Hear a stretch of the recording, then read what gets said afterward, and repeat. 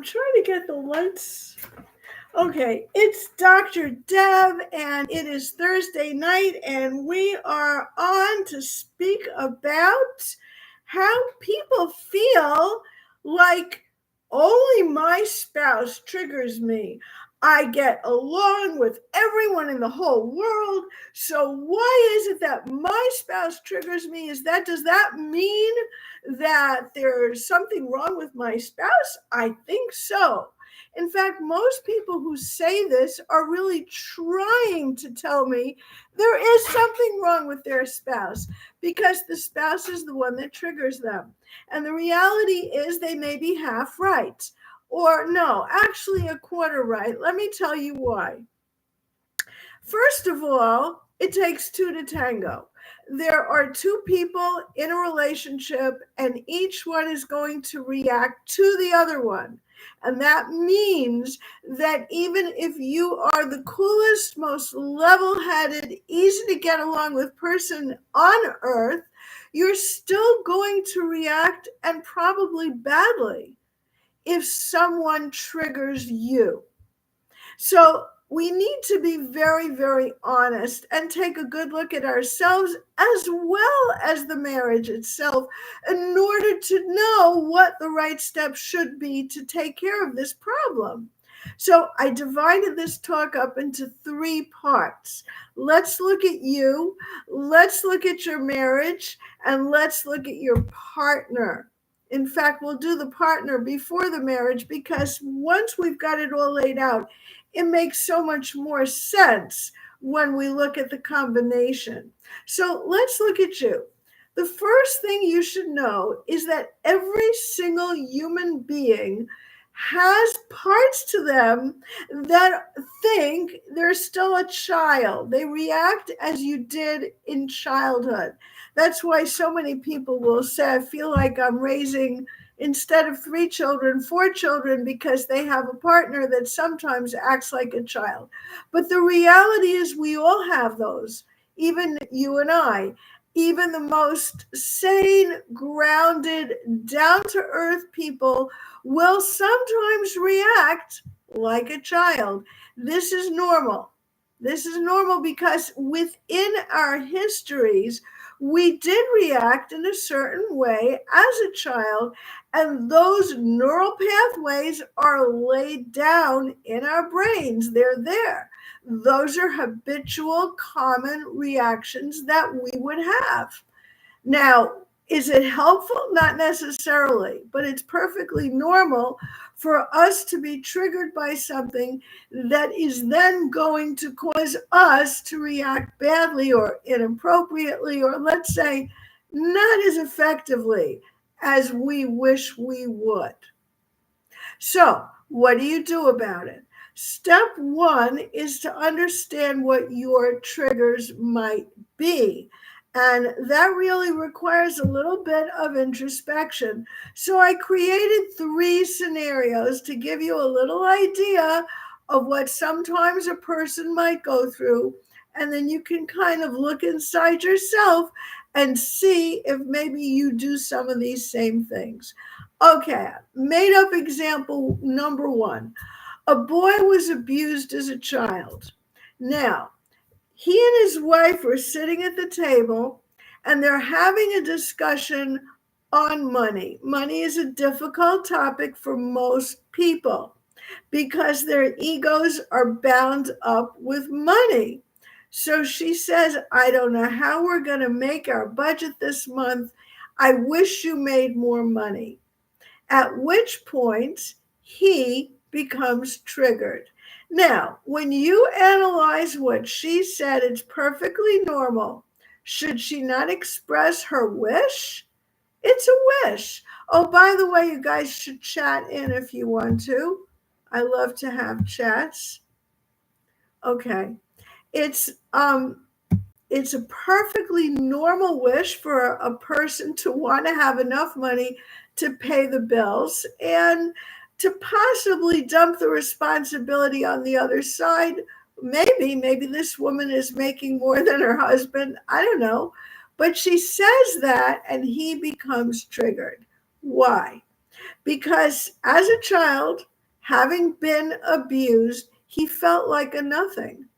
And when you feel like a nothing and you grow up with that unhealed spot in your heart, it can be triggered.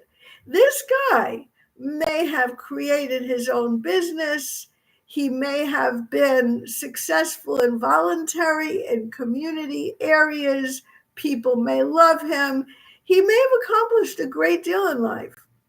And yet, in spite of all that evidence, this is an emotional thing. Inside his heart, he does feel like a nothing. So when his wife wishes he would be a better something, better earner in this case, it triggers him and he may get angry. Now, is that a reason to blame his spouse for triggering him? The answer to that is no. He should not be blaming his spouse for triggering him because he needs to, and it'll be for his own best interest, to look inside himself at what happened to him and say, you know what? I want to heal. I'm going to go get therapy. If he lives in New York, he could say, I'll see Dr. Deb. If he doesn't live in New York, he could take one of my programs. But I'm not going to do an ad now. Let me go on. Let me give you example number 2. Let's say there was a man that, again, was mistreated in some way as a child. And now he's looking at his phone, reading news, nothing particularly important. But his kid wants something from him, and he suddenly feels that same feeling of being controlled and pushed around that he had as a child. Is that fair? No. His kid wants something. It's perfectly normal. But is that normal? Yeah, it happens. And his reaction is also a normal reaction for a person who was abused. And again, it's not healed. So instead of a pain in his heart, there's anger, a very justified anger, because he would like to get back at his abuser and he can't. But he feels the same way, so he kind of is grouchy at his child or his wife or his sister, whoever it is that's in his life. So that's another example because it's an automatic reaction. Now, example number 3.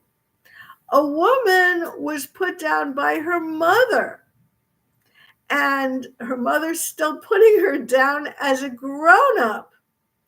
Now her child, her son, is a teenager, and her son maybe challenges her on something because teenagers will do that. And it's up to us grown-ups to create a safe holding space for our teenagers, meaning they should be able to express themselves even emotionally, even melodramatically, not necessarily rudely, but melodramatically, so that they can show what they really feel in the hope of getting that containment that they need. So many teenagers are afraid of their own emotions. So the containment would come from a healthy family, like, I hear you, tell me more, what's going on? Or, you know what, I would like to hear this. Is there any way you can tell me in a calmer way so that I can really listen? Any of these things will do. But instead, the woman who has been mistreated all her life by her mother can't hear a tone of voice from her son that sounds challenging, blaming, critical, whatever it was her mother was doing. That's again her. So when it's you, when you've done your real hard introspection and you're looking at yourself honestly in the mirror, then you have to work on that. Because if it comes spilling out into your life and into your family, it's not going to work very well. It's not going to be a good message for your family. It's just going to hurt when they need the help that you yourself did not get. So when you're already saying that the only person that triggers you is your spouse, I've come up with some different examples of people who are triggered by other people, but the truth is it could be your spouse that's saying it. In example one, it's a spouse saying, I wish you made more money. In example two, it's either a child or it's a wife who wants attention from this man who's on his phone. In example three, I do have a child, a teenage son, but it could have been her husband. It doesn't matter. The point is, if somebody is triggering you, and if the only person that is triggering you is your spouse, it still may be you, because they are close enough to you to be touching a sensitive point, something that triggers you for reasons that have nothing to do with them. On the other hand, I said we're going to divide this into three parts. It could be them. The problem could be from the way your spouse is treating you. So, for example, if a spouse is hurtful, then we have to define hurtful so that we get really, really clear and we don't say, oh, it doesn't matter. Because once you say, oh, it doesn't matter, you're dismissing the person who's complaining, and that itself is abuse. You can't dismiss another person. That will cause them trauma. If they have enough to do with you, if they don't ever see you again, it won't matter. But if they have enough to do with you, or if in some way the other person's affecting your life, yeah. So then you cannot dismiss them because it will cause trauma. So any kind of criticism, being dismissive, being just ignoring you, making fun of deep feelings, told you're wrong when you're clearly not wrong, excluding you from family events, misinterpreting what you say and then blaming you for saying something you didn't really intend or actually say. All of these things are not only trauma, but they are abuse. I was just telling some colleagues that when I was doing my dissertation, I was working on what I thought was abuse, but it turned out that every abusive behavior has the potential to traumatize another person. Now, whether they will be affected traumatically or not will depend on how often that happens, how many times at a time, meaning per week or per month, how many times at a time, or how often even in a day, or how intense it is, or like, is it with yelling, is it with screaming, is it with confiscating and hurting physical objects that belong to you? What is the degree of intensity there? So when you have something happening like that from a spouse, it already has a level of intensity because you don't expect that, or you shouldn't get that from your spouse. Your spouse is the one that's supposed to love you, protect you, value you, cherish you, care for you. So if these things are coming about from the behavior of a spouse, that's really them. And then we have to look at you. If they're triggering you for those kinds of things, where it's not an innocent thing like the person who said, I wish you'd earn more money, but really being dismissive. The tone of voice is disgusting. Um, Saying something is not true that is true, that starts to be gaslighting. Now you can say, wait a minute, how do you know what's true? Maybe the other person is correct and you're wrong. This is possible. But certain things you just can't, the sun is out in the day and it's not out at night, and except maybe during an eclipse something weird is going to happen. Things that are really hard to dispute. You can't. If someone says, I fell down because I tripped, and another person comes along and says, you fell down because you were drunk, and you never took a drink that day and hadn't taken one in 2 weeks, and 2 weeks ago the one you took was only one glass of wine. I'm just making up a story, but there's an example of disputing the truth. No, I wasn't drinking.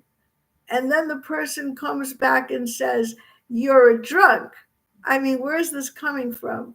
So when you start to have someone disputing the truth, even an argument like that becomes abusive. The argument in and of itself becomes abusive. Now, it's true, people don't have the greatest memory. Did it really happen on a Monday or a Wednesday? That's not what we're talking about here. Did it happen 3 years ago or 7 years ago? That's not what we're talking about here. These things can change. Was the color of my dress that got ruined red or pink? Who knows? I mean, someone doesn't pay attention to these things.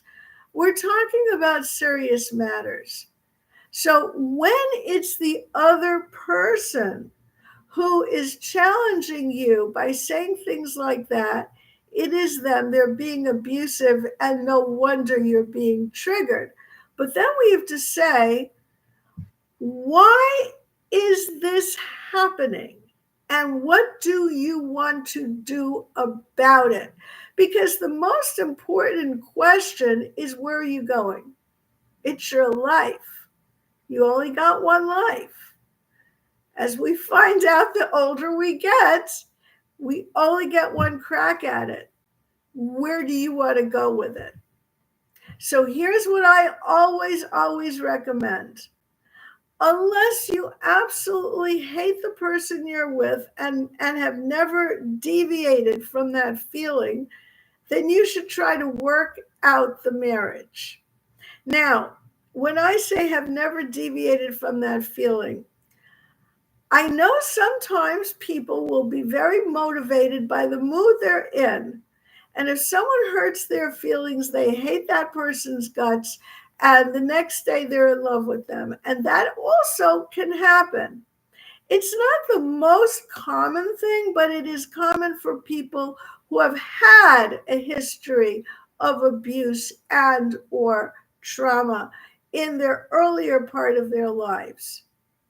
So that's the reason why I said earlier it could be both people, because someone named Murray Bowen, who you probably don't know, said something fascinating.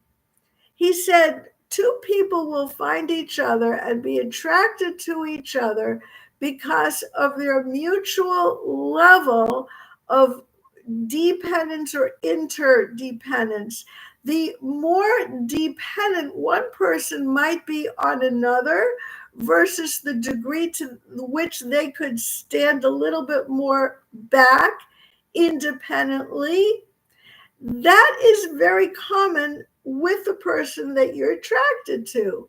That degree of standing alone on your own 2 feet emotionally is something that you share. The degree to which that happens, you share with the person you're married to.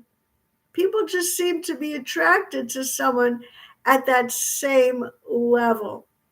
So therefore, if you had a little bit of whatever level of abuse, chances are you're going to be attracted to someone who also has that level of abuse. And the most interesting part about all that is that when that does happen, the two people don't have the tools to handle when they come together and they both get triggered by each other, what to do about all that. They don't, and it's normal not to when you've had that abuse. So that's the reason why probably the best answer is that it's both people and they both need to work on themselves. Therefore, I recommend therapy. I recommend internal family systems, IFS therapy. And if you want to go in as a couple, you go to an IFIO therapist because that's doing IFS for couples. And I can help you with that if you need the directory depending on the state you live in. So just reach out to me for that information. I also created a program on my website, drdeb.com, for people who are interested in getting over that the way I do it, but they don't want therapy. They just want to kind of dip their toes in the water and see what it's like and get a lot of tools, and I do help along the way.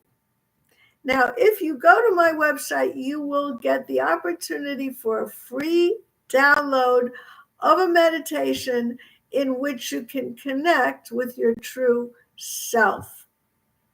So I want to know if anybody has any questions. I haven't seen anything come up in the chat in the way of questions.